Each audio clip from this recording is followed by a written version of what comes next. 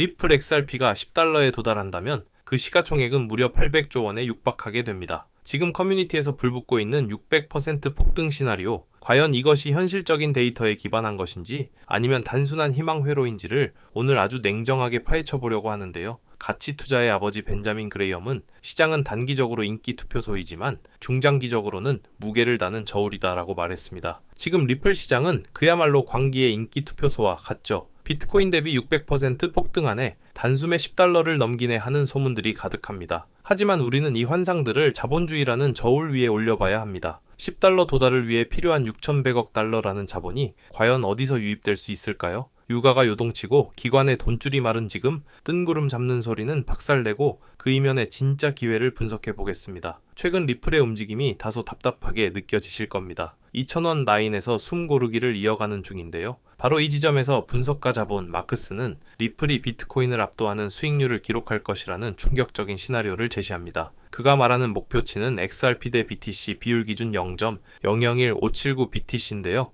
이를 달러로 환산하면 XRP 한 개당 10달러가 넘는다는 계산이 나오죠. 막스는 지난 10년의 차트 데이터를 근거로 듭니다. 특히 2018년부터 무려 6년 넘게 리플을 짓눌렀던 하락 저항선을 최근 뚫어냈다는 점에 주목하는데요. 이건 꽉 눌려있던 용수철이 튕겨나가는 것과 같은 원리라는 거죠. 최근의 하락은 추세가 끝난 게 아니라 예전의 저항선이 지지선으로 바뀌었는지 확인하는 리테스트 과정입니다. 비트코인이 현재 수준만 지켜준다면 리플은 폭발적인 에너지를 쏟아낼 준비가 된 셈입니다. 막스의 분석은 여기서 멈추지 않습니다. 그는 10년 동안 만들어진 거대 쐐기형 패턴의 종착역에 우리가 와 있다고 강조하는데요. 2017년과 2021년의 리플 대폭등을 기억하시나요? 당시에도 폭등 직전에는 마치 상장 폐지라도 될 것처럼 가격이 일시적으로 빠지는 함정 패턴이 나타났었습니다. 지금의 하락 역시 더 멀리 뛰기 위해 다리를 굽히는 전형적인 거짓 폭락 구간이라는 거죠. 피보나치 확장 지표를 적용하면 중장기 목표치는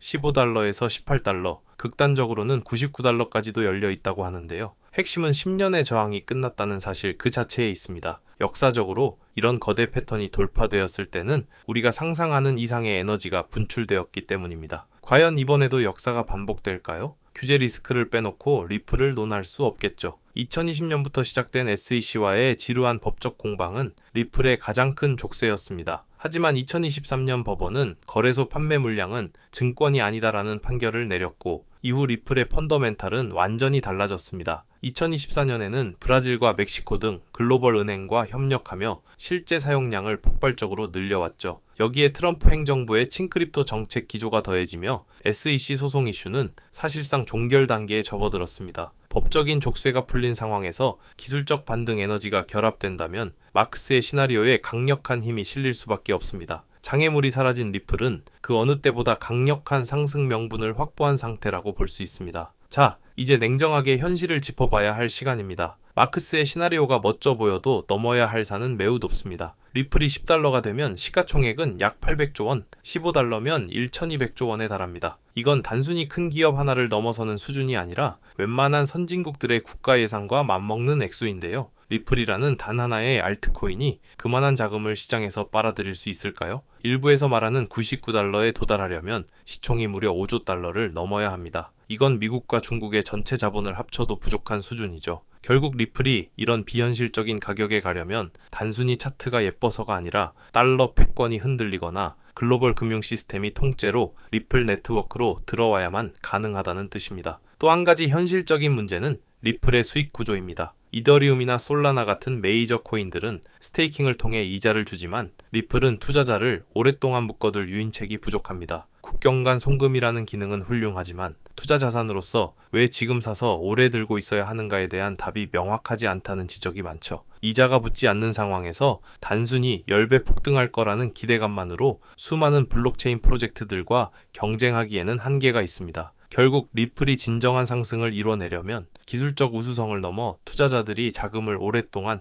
홀딩할 수 있는 토크노믹스의 근본적인 변화가 선행되어야 할 겁니다. 여러분, 인터넷에 떠도는 정보들에는 몇 가지 함정이 숨어 있습니다. 첫째는 시가총액 착시입니다. 100달러 간다는 말에만 흥분할 뿐 그에 필요한 천문학적인 자본 규모에 대해서는 누구도 말해주지 않죠. 둘째는 생존자 편향입니다. 리플처럼 차트가 비슷하다며 상승을 예고했던 수많은 프로젝트 중 99%는 상장 폐지되었습니다. 또한 대중이 환호하며 뛰어들 때 고래들은 조용히 물량을 넘기고 빠져나갑니다. 올해 최도 과도한 레버리지를 건 개인들의 물량을 청산시키며 시장을 흔든 게 바로 그들입니다. 극적인 낙관론에 매몰되기보다 진짜 그렇게 될 수 있는가? 라는 질문을 끊임없이 던지며 스스로를 보호해야 합니다. 결론입니다. 2026년 3월 현재 리플 시장은 낙관론과 냉정한 현실이 격렬하게 충돌하고 있습니다. 규제 해소와 기술적 돌파는 드라마틱한 상승을 예고하지만 유동성 부족과 시가총액의 한계는 명확한 리스크로 존재하죠. 그래서 우리는 특정 분석을 맹신하기보다 거시 경제 지표와 온체인 데이터를 함께 검증하는 습관을 지녀야 합니다. 시장을 짧게 보면 불안감만 커지지만 길게 보면 흐름이 보입니다. 지난 몇 달간의 조정은 거대한 상승을 위한 준비 과정일 뿐입니다.